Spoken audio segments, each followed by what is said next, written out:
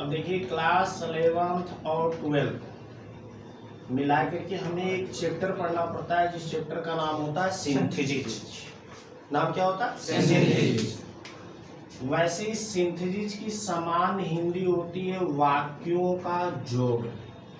वाक्यों का जोड़ यानी हम सिंथेसिस में जोड़ते हैं।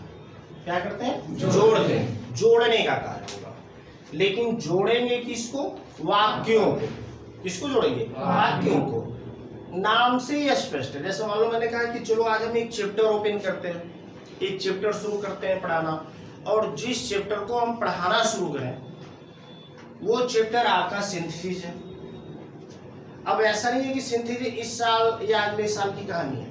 मैंने कहा सिंथेसिस 11th में भी पढ़ते हैं, 12th में भी पढ़ते हैं, और भाई बोर्ड एग्जाम तो आपका 12 में ही होना है, तो 12 में इसके बारे में चैप्टर आएगा, सारे क्वेश्चन आएगा, 11th में भी आएंगे। वाक्यों का जोड़ इसकी हिंदी होती है। जैसे सिंथेसिस की हिंदी क्या होती है? वाक्यों का जोड़। तो नाम से ही स्पष्ट है वाक्यों का जोड़। यानी सिंथेसिस के अंतर्गत हम करेंगे क्या? जोड़ेंगे। क्या करेंगे? जोड़ेंगे। लेकिन जोड़ने का कार्य हम ईंट से ईंट को नहीं करेंगे, जोड़ने का कार्य हम पन्ने से पन्ने को नहीं करेंगे, जोड़ने का कार्य हम सेंटेंस से सेंटेंस से, मतलब सेंटेंस को सेंटेंस से जोड़ेंगे। सेंटेंस को सेंटेंस से जोड़ेंगे। इसमें ईंट से ईंट को नहीं जोड़ना है, पन्ने से पन्ने को नहीं जोड़ना है, व्यक्ति को व्यक्ति से नहीं जोड़ना है, बल्कि जोड़ना किसको है? सेंटेंस को। सेंटेंस को सेंटेंस से जोड़ना है, इसलिए इसका नाम ही है क्या? वाक्यों का जोड़। नाम से ही परिभाषा भी स्पष्ट है। नाम से ही परिभाषा भी स्पष्ट है, यानी वाक्यों के जोड़ को हम क्या कहते हैं? सिंथेसिस कहते हैं। वाक्यों के जोड़ को अलग से आपको कोई परिभाषा याद करने की जरूरत नहीं है। ये नहीं याद करने की जरूरत है भैया सिंथेसिस किसे कहते हैं, सिंथेसिस क्या है। बहुत ज्यादा हम मतलब दिमाग लगाए, उससे सरल तरीका एक ही दिमाग लगा लो ना भाई, वाक्यों का जोड़, यानी वाक्यों को जोड़ने को ही सिंथेसिस कहते हैं। वाक्यों को जोड़ने को ही हम, यानी जब दो वाक्य आपस में मिला दें, और कोई जरूरी नहीं है कि दो ही मिलाएंगे, दो से अधिक भी मिला सकते। तो जब हम दो या दो से अधिक वाक्यों को आपस में मिला करके एक करेंगे, तो जब हम ऐसा करेंगे तो ये हमारा क्या कहलाएगा? सिंथेसिस कहलाएगा। तो सिंथेसिस किसे कहते हैं हिंदी में समझ आया? दो या दो से अधिक वाक्यों को जोड़कर, दो या दो से अधिक वाक्यों को जोड़कर एक वाक्य बनाना क्या कहलाता? सिंथेसिस कहलाता। क्या कहलाता? ठीक है। दो या दो से अधिक वाक्यों को जोड़कर एक वाक्य बनाना ही सिंथेसिस कहलाता है। अब बात इंग्लिश में है। इंग्लिश में हम उसकी डिफिनेशन क्या करते हैं? तो इसी को यदि आप ट्रांसलेट कर लीजिए, जो मैंने कहा दो या दो से अधिक वाक्यों को जोड़ के एक वाक्य बनाना सिंथेसिस कहलाता है। इसी को ट्रांसलेट कर लीजिए, इंग्लिश में कर लीजिए, तो कह सकते हैं synthesis is A कंबाइनेशन। Synthesis is a combination of two or more than two simple sentences. Of two or more than two simple sentences into one simple sentence. Into one simple sentence. ठीक है। इसकी एक दूसरी definition भी दी जाती है, एक कंबाइनेशन। क्या बोलते हैं? एक कंबाइनेशन। ए मीन से एक, कंबाइनेशन माने जोड़, COMBINATION, a combination of two or more than two, of two or more than two simple sentences, simple sentences into one simple sentence, into one simple sentence is called synthesis. Is called synthesis. यानी दो क्या लिखा है? Combination of two or more than two, a combination of two or more than. अभी दो या दो से अधिक सिंपल सेंटेंस के कॉम्बिनेशन को, सिंपल सेंटेंस के कॉम्बिनेशन को इनटू वन सिंपल सेंटेंस, एक सिंपल सेंटेंस में इज कॉल्ड सिंथेसिस। क्या कहलाता? सिंथेसिस कहलाता। क्लियर? तो आप सिंथेसिस का 2-3 जितनी भी डिफिनेशन चाहे अपनी मर्जी से भी लिख सकते हैं, बना करके भी लिख सकते हैं, या जो मैंने दो बोला उनमें से कोई एक याद कर लीजिए। क्या बोला? Synthesis is a combination of, synthesis is a combination of two or more than two simple sentences into one simple sentence. ठीक है। दूसरा मैंने क्या कहा? ये combination of two or more than two, a combination of two or more than two simple sentences into one simple sentence is called synthesis. Hindi में मैंने क्या बताया कि दो या दो से अधिक वाक्यों को जोड़कर, दो या दो से अधिक वाक्यों को जोड़कर एक वाक्य बनाना क्या कराएगा? सिंथेसिस।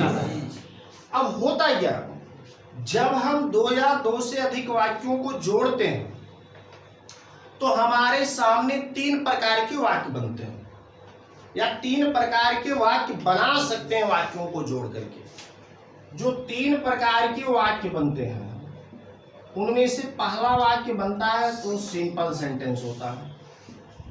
क्या होता है? Simple sentence. दूसरा हमारा होता है कंपाउंड सेंटेंस। क्या होता है? Compound sentence. और तीसरा तथा लास्ट होता है कॉम्प्लेक्स सेंटेंस। जब हम वाक्यों को जोड़ते हैं तो जब दो या दो से अधिक वाक्यों को जोड़ते हैं तो 3 प्रकार के वाक्य हमारे सामने बन सकते हैं। हम 3 प्रकार के वाक्य को बना सकते हैं दो या दो से अधिक वाक्यों को जोड़ के।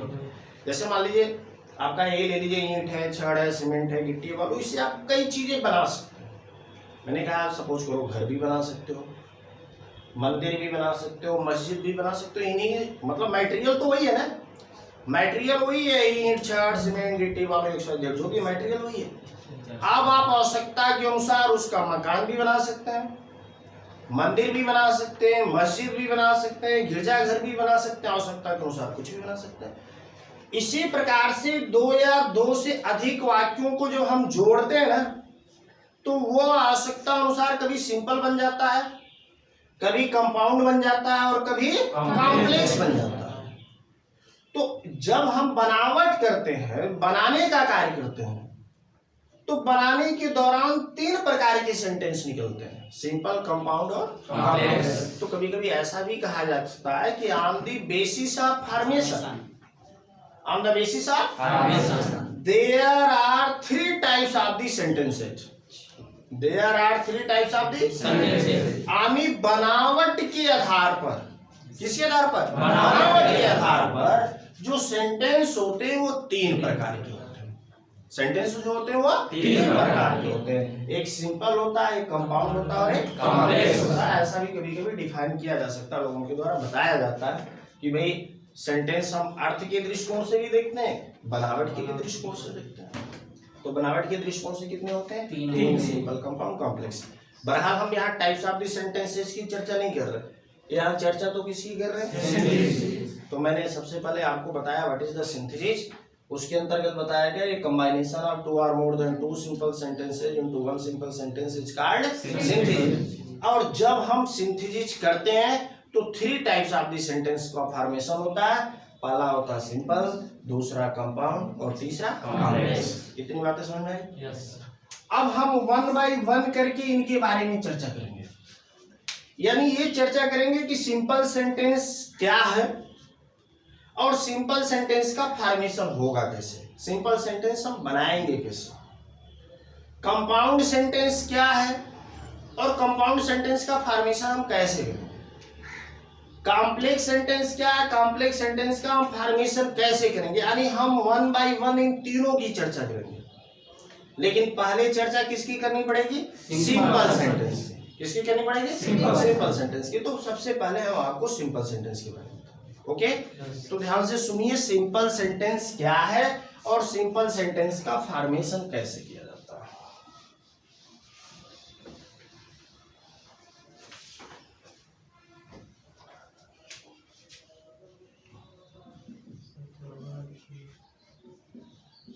लेकिन नाम से ही स्पष्ट है, सिंपल। क्या? सिंपल। मतलब जो बिल्कुल साधारण हो, जो बिल्कुल साधारण हो। इसके बारे में कहा जाता है कि सिंपल सेंटेंस एक ऐसा सेंटेंस है जिसमें फिनिटिव वर्ब की संख्या सिंगल होती है। फिनिटिव वर्ब की संख्या कितनी होती है?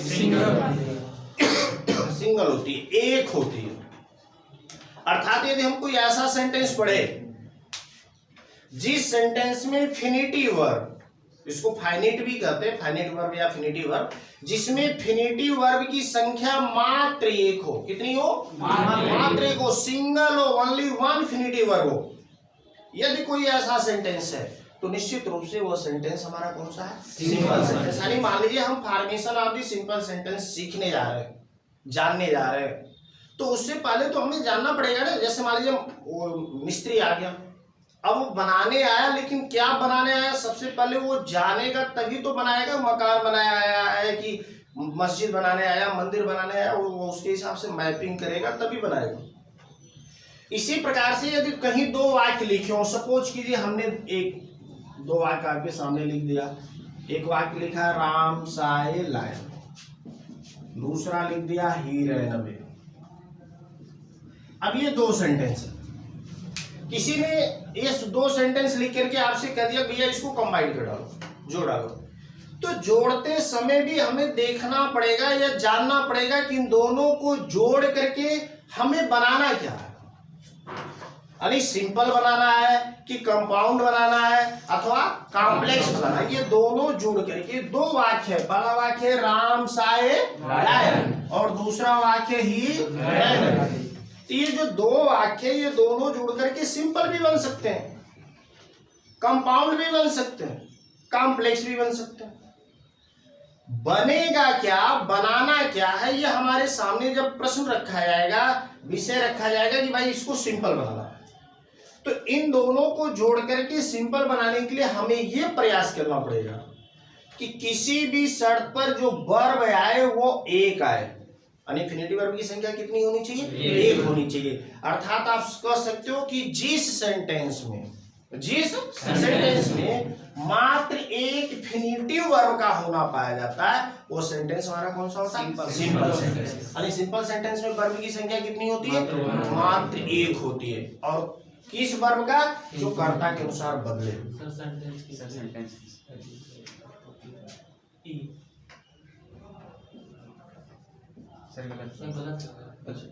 यहाँ लिखा है गलत। ये जो तुम बोल रहे हो भी आएगा जबन की हो रहा। अच्छा, तो इसमें सिंपल सेंटेंस में फिनिटिव वर्ब की संख्या कितनी होती है? एक होती है। कितनी होती है? एक होती है। कितनी बातें समझ में आ गई? अब मान लो मैंने एक बात कह दी है, वही सिंपल सेंटेंस में फिनिटिव वर्ब की संख्या एक होती है। इसको इंग्लिश में कह सकते हो कि in simple sentence there is the use of only one finite verb. In simple sentence there is the use of only one finite verb. दूसरे तरीके से भी कह सकते हो, in which sentence there is the use of only one infinitive verb. There is the use of only one infinitive verb. That is called simple sentence. Simple sentence contains only one infinitive verb. इस प्रकार से simple sentence की भी आप 2-3 परिभाषा दे सकते हो, लेकिन हिंदी में बहुत ही सरल परिभाषा है कि सिंपल सेंटेंस में फिनिटिव वर्ब की संख्या मात्र एक होती है। अब मान लीजिए हमने बोल दिया भाई सिंपल सेंटेंस में फिनिटिव वर्ब की संख्या मात्र एक होती है, तो फिर एक क्वेश्चन बनेगा कि भाई फिनिटिव वर्ब क्या है? तो फिनिटिव वर्ब को डिटेल से जानने के लिए हमें एक चैप्टर पढ़ना पड़ता है, नॉन फाइनिट। क्या पढ़ना पड़ता है? नॉन फाइनिट, जो पढ़ाया जा चुका है। लेकिन यहाँ हल्का सा आपको बता दें कि फिनिटिव वर्ब्स वे वर्ब्स होते हैं जो सब्जेक्ट के अनुसार बदलते रहते हैं, जो सब्जेक्ट के अनुसार बदलते रहते हैं। यानी जो वर्ब्स सब्जेक्ट के अनुसार बदलेंगे वे हमारे कौन से वर्ब कहलाएंगे? फिनिटिव वर्ब। कौन सा कहलाएंगे? फिनिटिव वर्ब। इसको उदाहरण से आप क्लियर कर सकते हो। जैसे मान लीजिए हमने लिखा Ram loves to swim, Ram loves to swim, और दोबारा लिखा you love to swim, you love to swim. तो लव दोनों में क्रिया है, स्विम भी दोनों में क्रिया है, लेकिन राम के साथ हमने लव्स लिखा। क्या लिखा? लव्स, अर्थात इसमें यश को जोड़ा, और यू के साथ हमने लव लिखा, अर्थात इसमें यश को नहीं जोड़ा है। यानी यहाँ ये लव जो है राम से प्रभावित हुआ, यू से प्रभावित हुआ। दूसरी तरफ जो टू स्विम क्रिया है, टू स्विम माने तैरना, ये राम के साथ जिस रूप में, उसी रूप में यू के साथ भी है, इसका रूप बदला नहीं है। तो क्रिया का वह रूप, क्रिया का वह रूप जो सब्जेक्ट के नंबर अथवा पर्सन के अनुसार बदलता रहता है, जो सब्जेक्ट के नंबर अथवा पर्सन के अनुसार बदलता रहता है, वो हमारा फिनिटिव वर्ब कहलाता है। वो क्या कहलाता है? और जो सब्जेक्ट के नंबर पर्सन के अनुसार बदलता नहीं है, वो non finite form of the verb कहलाता है। ठीक है, वो हमारा नॉन फाइनिट है, और जो बदल गया वो हमारा फिनिटिव। क्लियर? तो फिनिटिव वर्ब्स क्या है? जो सब्जेक्ट के नंबर अथवा पर्सन के अनुसार बदलते रहते हैं, चेंज होते रहते हैं। तो जब हम दो या दो से अधिक वाक्यों को जोड़ करके एक बनाएंगे, तो एक बनाते समय करेंगे क्या? इनमें से किसी एक ही क्रिया को रखेंगे, दूसरी क्रिया को या तो हटा देंगे या तो उसके रूप को बदल देंगे। ठीक है? दो या दो से अधिक वाक्यों को जोड़ करके हम सिंपल बनाने जाएंगे। तो सिंपल बनाने के लिए उनमें से एक क्रिया या तो हमें हटानी पड़ेगी या तो उसके रूप को बदलना पड़ेगा। अब हटाते कैसे हैं, रूप कैसे बदलते हैं, इसके भी कई तरीके हैं।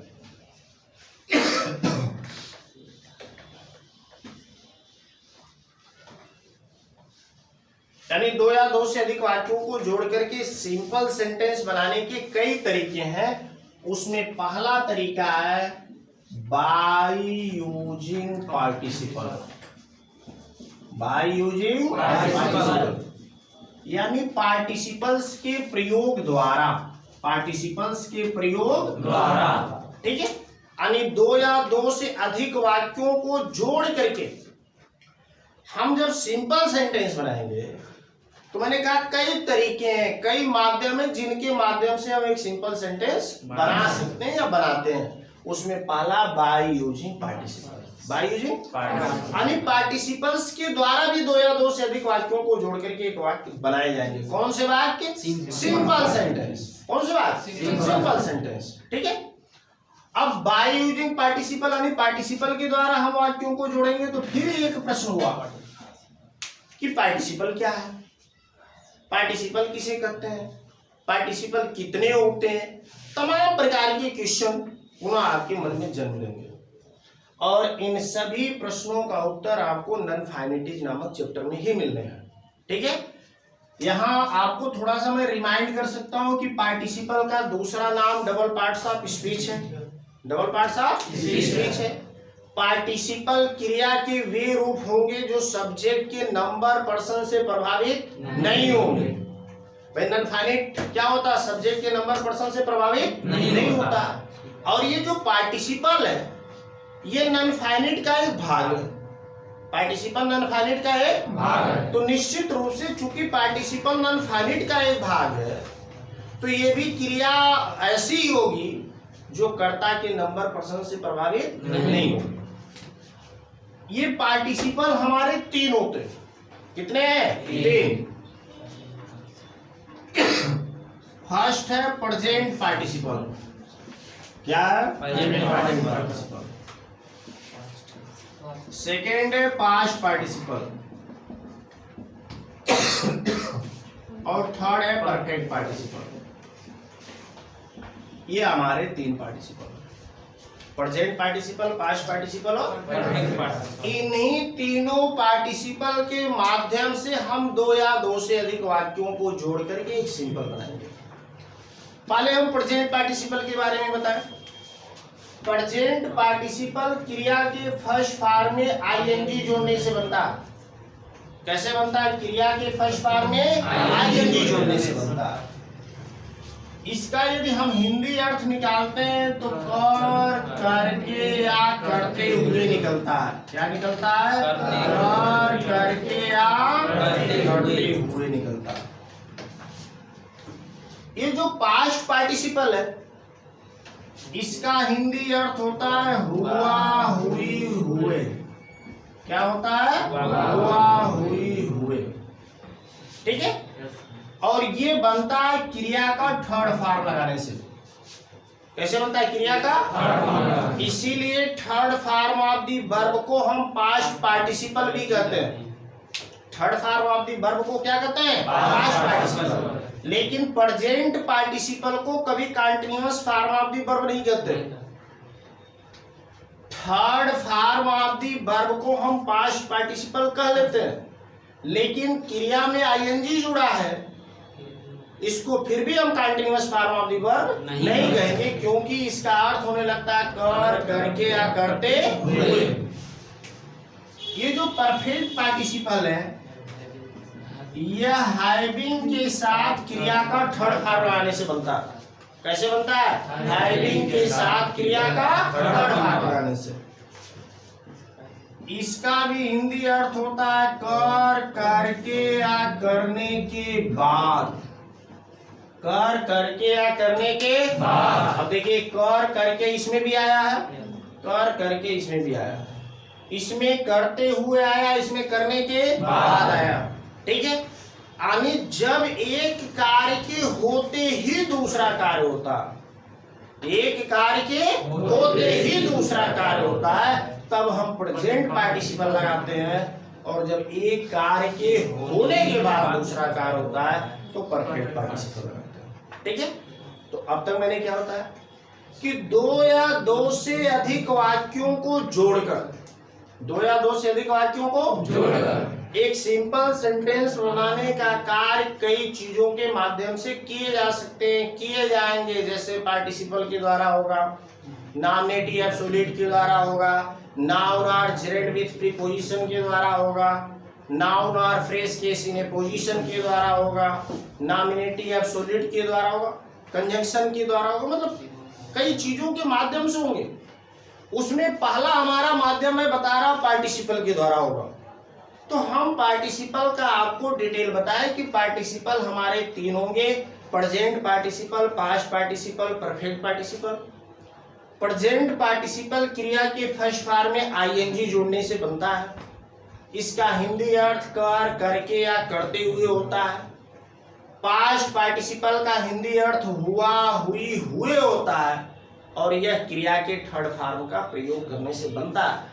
इसीलिए third form of the verb का दूसरा नाम पास्ट पार्टिसिपल भी है।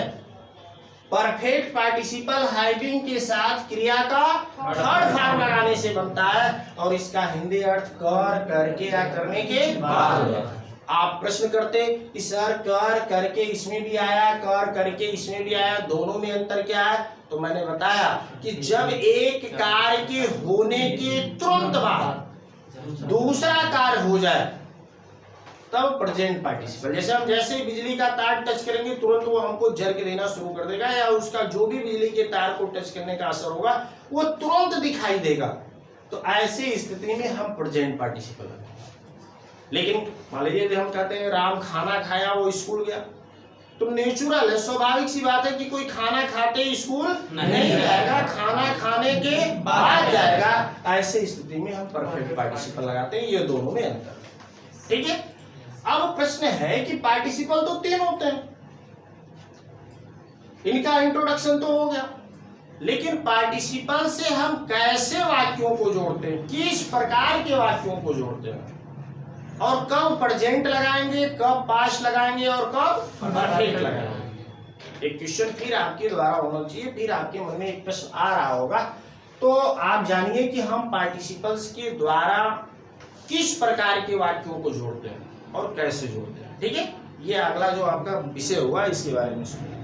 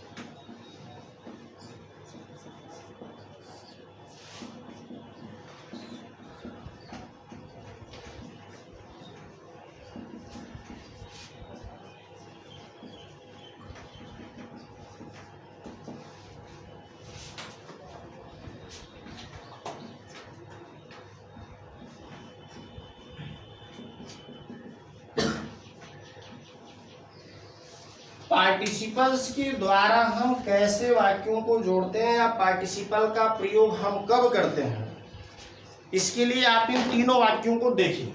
इन तीनों वाक्यों से ही समझ जाएंगे कि हम पार्टिसिपल्स का प्रयोग कब करते हैं और पार्टिसिपल के माध्यम से किन वाक्यों को जोड़ा जाता है। भाई जैसे मान लीजिए आज आपसे पूछा जाए कि कोई व्यक्ति स्वेटर कब पहनता है, तो आप रिप्लाई जरूर करोगे क्या, ठंडी लगने पर, जाड़े के महीने में। इसी प्रकार से कोई व्यक्ति आपसे पूछ दे कि हम पार्टिसिपल के माध्यम से वाक्यों को कब जोड़ते हैं, पार्टिसिपल के माध्यम से वाक्यों को कब जोड़ते हैं, तो ध्यान दीजिए यदि आप दो वाक्य पढ़ते हैं और पढ़ने के बाद पता चल जाए कि उनकी क्रिया आगे पीछे हो रही है, उनकी क्रिया आगे पीछे, कोई क्रिया थोड़ा देर पहले हुआ और कोई क्रिया थोड़ी देर के बाद, मतलब सूनर लाइटर का उनमें संबंध है, क्रियाओं में संबंध हो, कर्ता के द्वारा किए गए क्रियाओं में संबंध हो कि कोई क्रिया पहले हुई और कोई क्रिया थोड़ी देर के बाद, तो ऐसे वाक्यों को जोड़ने का काम हम पार्टिसिपल्स के द्वारा करते हैं। ठीक है, यानी पार्टिसिपल के द्वारा वाक्य कब जोड़े जाते हैं, समझे हैं, जब क्रियाओं में कार्य का आगे पीछे होना पाए, क्रियाओं में कार्य का आगे पीछे, और केवल एक संबंध नहीं है, दूसरा संबंध भी है कि उनका सब्जेक्ट सेम होना चाहिए, उनका सब्जेक्ट सेम होना चाहिए। जैसे मान लीजिए सुमन संगे शाम, सुमन एक गीत गाई, सुमन एक गीत गाई, she went back to school, वह विद्यालय चली गई, तो पहले गीत गाइए फिर विद्यालय गई है। गीत गाया कौन है, विद्यालय कौन गई है, सी, सी मतलब सुमन, यानी दोनों का सब्जेक्ट सेम है, दोनों का सब्जेक्ट सेम है। तो जब दो या दो से अधिक वाक्यों का सब्जेक्ट सेम होगा, एक ही नाउन या प्रोनाउन होगा, फिर भी क्रियाओं में कार्य का आगे पीछे होना पाया जाएगा, तो ऐसे वाक्यों को जोड़ने का कार्य हम किसके माध्यम से करेंगे, पार्टिसिपल। तो पार्टिसिपल के माध्यम से कैसे वाक्य जोड़े जाते हैं, समझा है, कैसे वाक्य जिनकी क्रियाओं में कार्य का आगे पीछे होना पाया जाएगा। जैसे क्या लिखा, राम साइश ने, राम एक सांप देखा, ही रहने हुए वो भाग, तो पहले सांप देखा है फिर क्रिया आगे पीछे हुआ, सांप देखा कौन है, राम, भागा कौन है, राम, ही किसके बदले में आया, राम। तो ये दोनों वाक्य जोड़ेंगे पार्टिसिपल के द्वारा, किसके द्वारा, पार्टिसिपल। अब यहाँ देखिए लिखा आई सा राम, मैं राम को देखा, मैं राम को देखा, ही वाज डांसिंग, वो नाच रहा था, वह नाच रहा था, वह नाच रहा था, वह माने कौन, राम। राम क्या है, इस वाक्य का ऑब्जेक्ट है, राम इस वाक्य का ऑब्जेक्ट है। इसका अर्थ है आयशा राम, मैंने राम को देखा। प्रश्न कर ले, मैंने किसे देखा, मैंने किसे देखा, तो वाक्य की क्रिया में किसे या किसको, वाक्य की क्रिया में किसे या किसको लगाकर जब हम प्रश्न पूछते हैं तो जो उत्तर मिलता है वो ऑब्जेक्ट, तो क्या होता, तो आयशा राम, मैंने राम को देखा, प्रश्न कर लिया मैंने किसे देखा, तो उत्तर मिला राम को, तो राम तो ऑब्जेक्ट हुआ, राम क्या हुआ, और वह नाच रहा था, वह माने कौन, राम, तो राम के बदले में ही किया, और ही क्या है, इस वाक्य का सब्जेक्ट है, यानी पता चल रहा है कि एक वाक्य का ऑब्जेक्ट दूसरे का सब्जेक्ट है, और क्रिया आगे पीछे हो रही है। जब देखा तब जाना कि वो क्या कर रहा था, नाच रहा था। अलग की बात है कि नाचने की क्रिया लगातार हो रही थी। तो एक वाक्य का ऑब्जेक्ट दूसरे का सब्जेक्ट, ऐसे वाक्य पार्टिसिपल के द्वारा जोड़े जाते हैं। ठीक है, मतलब मैंने क्या किया भाई, आप सोचोगे हम स्वेटर कब पहनते, मैंने यही पूछा, तो उत्तर है जाड़े में। प्रश्न है पार्टिसिपल के द्वारा कैसे वाक्यों को जोड़े जाएंगे, किस प्रकार के वाक्यों को पार्टिसिपल के द्वारा जोड़े जाएंगे, तो इसका उत्तर यह है कि यदि वाक्यों की क्रियाओं में, वाक्यों की क्रियाओं में कार्य का आगे पीछे होना पाया जाए, कार्य का आगे पीछे, कोई क्रिया पहले हो रही और कोई क्रिया बाद में, और उनका सब्जेक्ट एक ही नाउन या प्रोनाउन हो, उनका सब्जेक्ट एक ही नाउन या प्रोनाउन, अथवा एक वाक्य का ऑब्जेक्ट दूसरे का सब्जेक्ट हो, तब ऐसे वाक्यों को हम पार्टिसिपल के द्वारा जोड़ते हैं। ठीक है, तो पार्टिसिपल के द्वारा किस प्रकार के वाक्य जोड़े जाते हैं, समझे। अब पार्टिसिपल में बदलेंगे किसे, दो वाक्य, मैंने क्या कहा, दो वाक्यों को जोड़ करके एक सिंपल बनाने के लिए एक वाक्य की क्रिया को या तो हटा देंगे या तो उसके रूप को बदल देंगे। अब यहाँ दो वाक्य है, एक वाक्य की क्रिया संग है, इन दोनों वाक्यों को जोड़ेंगे तो या तो संग को या तो वेंट को, इन दोनों में से किसी एक को या तो हटाना पड़ेगा या तो उसके रूप को बदलना पड़ेगा। तो प्रश्न है कि जब हम पार्टिसिपल के द्वारा जोड़ेंगे तो किसको हटाएंगे, किसके रूप को बदलेंगे? तो ध्यान दीजिए, जब हम पार्टिसिपल के द्वारा जोड़ते हैं तो जो क्रिया पहले होती है, जो क्रिया उसी को हटाते हैं अथवा उसी के रूप को बदलते हैं। तो हटाने की बात नहीं है, यहाँ रूप के बदलने की बात हो रही है। यानी पार्टिसिपल के द्वारा जोड़ते समय जिस वाक्य की क्रिया पहले होती है उसी को पार्टिसिपल में बदलते हैं, उसी को पार्टिसिपल में। जैसे सुमन सेंगे सांग, तो पहले क्रिया हुई है गीत को गाने का, तो जो ये सेंग नामक क्रिया है इसी के रूप को बदलेंगे। राम सा स्नेक ही रहने में, तो इसमें पहले क्रिया हुई है देखने की, तो सा नामक क्रिया को पार्टिसिपल में बदलेंगे। यानी जिस वाक्य की क्रिया पहले होगी, जिस वाक्य की क्रिया उसी को हम पार्टिसिपल में बदलेंगे। ठीक है, पार्टिसिपल में किसको बदलेंगे, जिस वाक्य की क्रिया पहले होगी। अब प्रश्न है कि भाई पार्टिसिपल तो तीन होते हैं, प्रेजेंट, पास्ट और परफेक्ट। प्रेजेंट, पास्ट और परफेक्ट। तो कब प्रेजेंट आएगा, कब पास्ट आएगा और कब परफेक्ट आएगा, इसके लिए